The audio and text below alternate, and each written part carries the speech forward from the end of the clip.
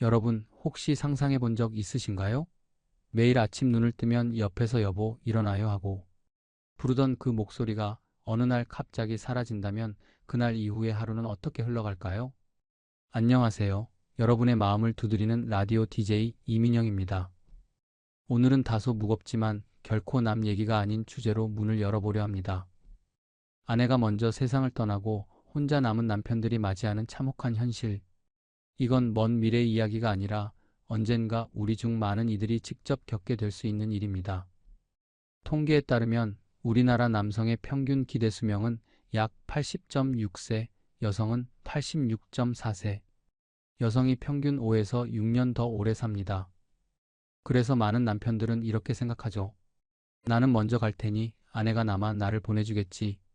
하지만 여러분 인생은 결코 통계대로 흘러가지 않습니다. 순서가 있는 건 태어날 때뿐, 떠날 때는 그 어떤 예고도 없습니다. 저는 오늘 여러분께 한 편의 이야기와 함께 차마 상상하고 싶지 않지만 반드시 준비해야 하는 현실을 전해드리려고 합니다. 그 이야기는 일본의 한 60대 남성의 영상에서 시작됩니다. 제목은 다소 충격적입니다. 마침내 아내가 죽었다.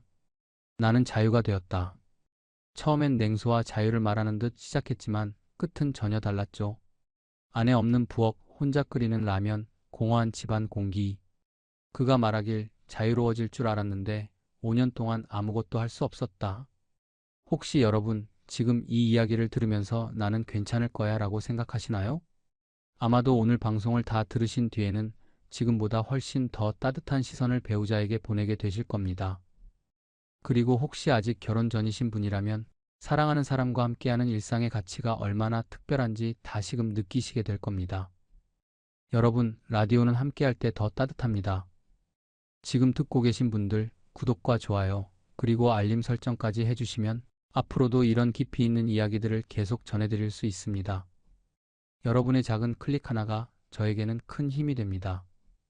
오늘은 단순한 감정 이야기가 아닙니다.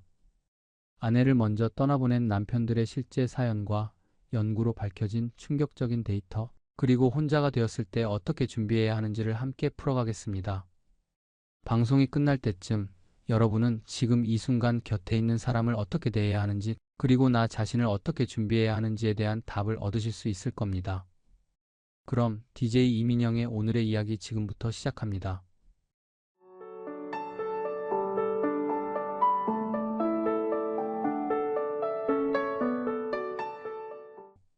1. 예상치 못한 상실감의 파도. 여러분, 우리는 결혼 생활을 하면서 어쩌면 이런 생각을 은근히 품고 삽니다. 그래도 내가 먼저 갈 거야. 아내가 남아서 나를 보내주겠지. 남녀 평균 수명을 봐도 남편이 먼저 떠나는 경우가 많으니까요. 하지만 현실은 꼭 통계처럼 흘러가지 않습니다. 떠남에는 순서가 없죠.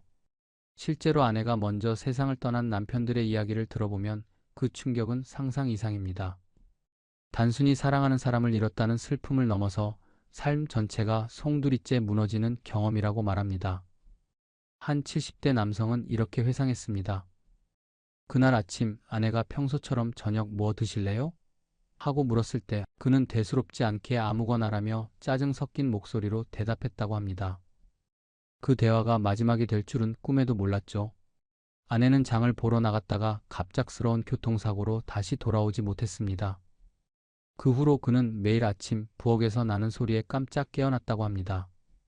아내가 밥을 차리고 있는 줄 알고 말이죠. 하지만 소리가 들린다고 느낀 건 착각이었습니다. 부엌은 텅 비어 있었고 그 공허함이 가슴속으로 밀려들었습니다. 2년이 지난 지금도 그는 그 마지막 대화를 떠올리며 후회합니다. 그날 당신이 해주는 건 다 맛있다고 말했어야 했는데. 이런 상실감은 단순한 슬픔이 아닙니다. 배우자와 함께한 수십 년의 시간이 하루아침에 끊기는 순간 마음속에 남는 건 끝없는 공허와 죄책감입니다. 특히 남성들의 경우 주변에 마음을 터놓고 이야기할 상대가 적어서 이 감정을 오래 붙잡고 사는 경우가 많습니다.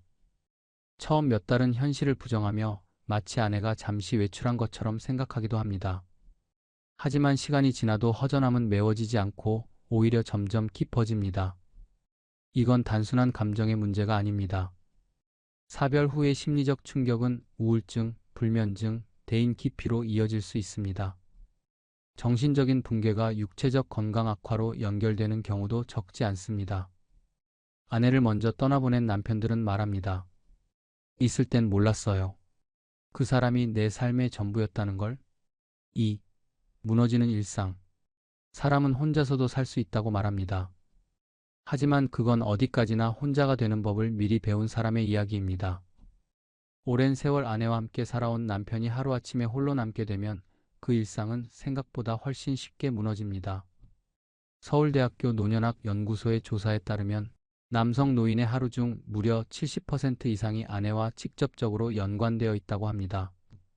아침에 눈을 뜨게 하는 것도, 식사 준비도, 약 먹는 시간 챙기기, 병원 예약, 가족 기념일 챙기기까지.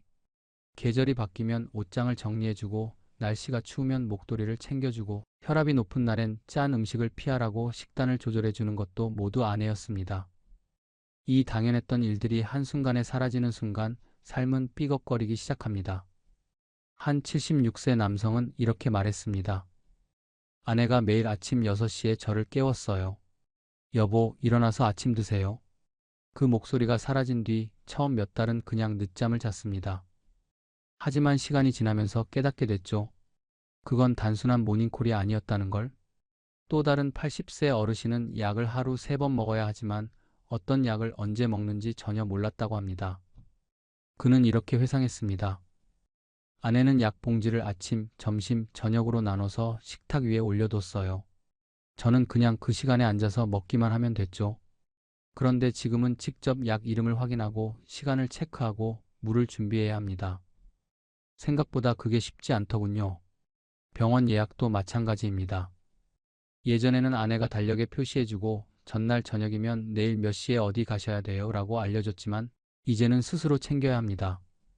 결국 예약 시간을 놓쳐 다시 병원을 가야 하는 날이 많아졌습니다. 그리고 무엇보다 집안의 공기가 달라집니다. 조용한 시간을 원했던 적이 많았지만 막상 진짜로 조용해지면 그 고요가 무겁게 내려앉습니다. TV를 하루 종일 켜놓고 뉴스에 대답을 하면서 혼잣말을 하는 이유는 누군가와 대화하고 있다는 착각이라도 하고 싶기 때문입니다. 아내는 단순한 동거인이 아닙니다. 매일의 순간을 함께 써 내려가는 공동 작가입니다. 그 작가가 사라지면 삶이라는 이야기는 종종 다음 장으로 넘어가지 못한 채 멈춰버립니다. 3. 고립되는 삶과 건강 악화. 아내가 세상을 떠난 뒤 남편들이 가장 크게 맞닥뜨리는 변화 중 하나는 고립입니다. 처음 몇 주, 몇 달은 주변에서 위로의 연락과 방문이 이어집니다. 하지만 시간이 지나면 전화벨 소리도 줄고 문을 두드리는 사람도 점점 사라집니다. 남성들의 사회적 관계는 여성들에 비해 훨씬 좁습니다. 평균적으로 정기적으로 연락하는 친구가 한두 명에 불과하고 그마저도 아내가 다리를 놓아준 인연이 많습니다. 아내가 있을 때는 자녀와 손주도 자주 찾아왔지만 아내가 떠난 후에는 발길이 뜸해지는 경우가 많습니다. 그렇게 집은 조용해지고 주말이면 함께 나가던 모임도 발길을 끊게 됩니다. 이 고립은 곧 건강 문제로 이어집니다. 혼자 사는 남성 노인의 80% 이상이 하루에 한 끼도 제대로 차려 먹지 못한다는 조사 결과가 있습니다. 그 이유는 단순합니다. 주방이 낯설고 어떤 재료를 사야 할지, 간은 얼마나 해야 할지 전혀 감이 오지 않기 때문입니다. 결국 끼니를 편의점 삼각김밥이나 인스턴트 식품으로 때우는 날이 많아집니다. 하지만 이런 식생활은 시간이 지날수록 몸을 해칩니다. 채소와 단백질이 부족해지면서 면역력이 떨어지고 혈압과 혈당이 불안정해집니다. 근육이 줄고 만성질환이 악화되는 속도도 빨라집니다. 심리적으로도 마찬가지입니다. 처음에는 혼자만의 시간이 자유롭게 느껴질 수도 있습니다. 하지만 점점 대화할 사람, 기대어 웃을 사람이 없다는 사실이 마음속에 무겁게 자리 잡습니다. 그 외로움이 우울증, 불면증, 대인 기피로 이어지고 결국 세상과의 연결이 끊어지는 악순환이 시작됩니다. 아내를 먼저 떠나보낸 한 70대 남성은 이렇게 말했습니다. 아내가 살아있을 때는 몰랐습니다. 내 주변의 모든 관계가 사실은 아내를 통해 이어지고 있었다는 걸. 그 끈이 끊어지니까 세상과 나 사이에 벽이 생긴 것 같습니다. 고립은 단순히 마음이 외로운 상태가 아닙니다. 그건 몸과 마음을 함께 갉아먹는 조용하지만 치명적인 병과 같습니다. 4. 실제 사연 소개. 오늘 한 분의 이야기를 들려드리겠습니다. 주인공은 72세 박정호 씨. 그는 아내와 45년을 함께 살았습니다. 평생을 같이 살면서 큰 병 한 번 앓은 적 없는 아내였기에 그는 아내가 먼저 떠날 거라고는 단 한 번도 생각해 본 적이 없었습니다. 그런데 몇 해 전 아내가 평소보다 기운이 없다고 하더니 병원에서 청천벽력 같은 진단을 받았습니다. 심장 쪽에 문제가 있었고 치료를 받아야 했습니다. 처음엔 간단한 시술이면 될 줄 알았지만 병세는 예상보다 빨리 진행됐습니다. 그렇게 1년 넘게 병원과 집을 오가며 함께 시간을 보냈습니다. 박 씨는 그 기간 동안 아내를 위해 밥을 짓고 약을 챙기고 병원 스케줄을 적으며 하루하루를 살았습니다. 하지만 그는 마음 한편으로 곧 나을 거야 라는 희망을 놓지 않았습니다. 아내 역시 금방 나아져서 예전처럼 같이 시장 가자고 웃어 보였습니다. 그러던 어느 날 새벽 아내의 호흡이 가빠졌고 박 씨는 급히 병원으로 달려갔습니다. 하지만 끝내 아내는 그의 손을 잡은 채 눈을 감았습니다. 마지막 순간까지 미안해, 나 먼저 가서라는 말을 남기고 말입니다. 그 후 박 씨의 일상은 완전히 달라졌습니다. 아침에 눈을 떠도 부엌에서 들리던 조용한 움직임이 사라졌고 냄비 속에 있던 따뜻한 국 대신 냉장고에 있는 김치와 찬밥으로 끼니를 때우게 됐습니다. 병원 약 봉지를 챙기던 습관은 멈췄지만 그의 손은 여전히 아내의 약통을 찾곤 했습니다. 2년이 지난 지금도 그는 매일 아내의 사진 앞에 앉아 말을 겁니다. 여보, 오늘은 날씨가 참 좋네. 당신이 좋아하던 국화꽃이 피었어. 그리고 이렇게 덧붙입니다. 살아있을 때 더 웃게 해줄 걸, 더 자주 안아줄 걸, 그게 평생의 아쉬움이야. 박 씨의 이야기는 우리에게 한 가지를 분명하게 말해줍니다. 함께 있는 시간이 얼마나 더덥고 동시에 얼마나 소중한지 말입니다. 사람은 잃고 나서야 알게 됩니다. 그 사람이 나를 어떻게 살게 해줬는지, 그 존재가 얼마나 큰 의미였는지 살아있을 때 잘해야 합니다. 5. 미리 준비하는 홀로서기 전략. 여러분, 지금까지 들으신 이야기들이 마음을 무겁게 했을 수도 있습니다.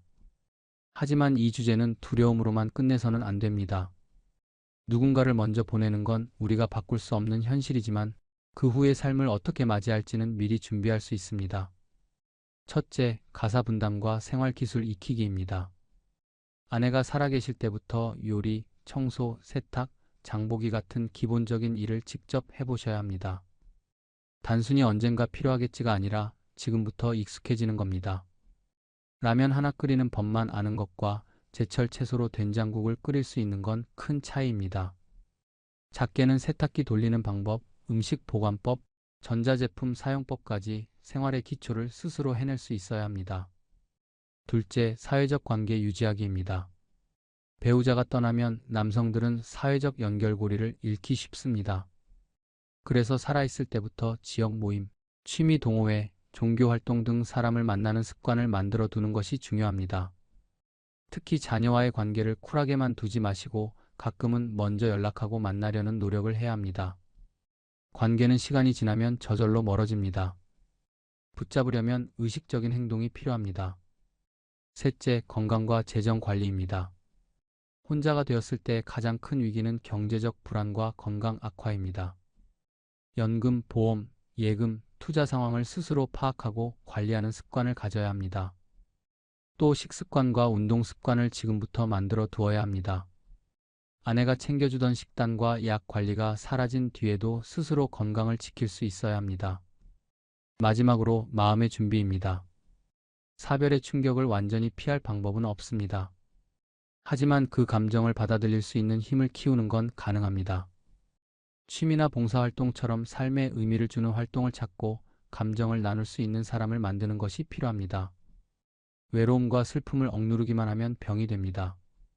누군가와 나누는 순간 그 무게는 조금은 가벼워집니다. 여러분, 홀로서기란 혼자 살기 위해 배우자를 잊자는 이야기가 아닙니다. 그건 혹시라도 찾아올 그날에 무너지지 않기 위해 나를 지키는 방법입니다.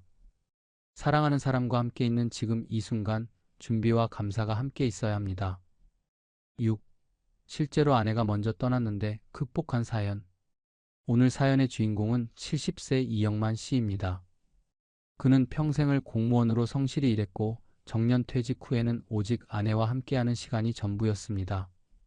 매일 아침 아내가 끓여주는 미역국으로 하루를 시작했고 저녁이면 함께 동네 공원을 산책했습니다. 그런데 2년 전 아내가 폐질환으로 세상을 떠났습니다. 오랜 병치레 끝에 떠난 것이었지만 막상 그날이 오자 이 씨는 세상이 무너지는 것 같았다고 합니다.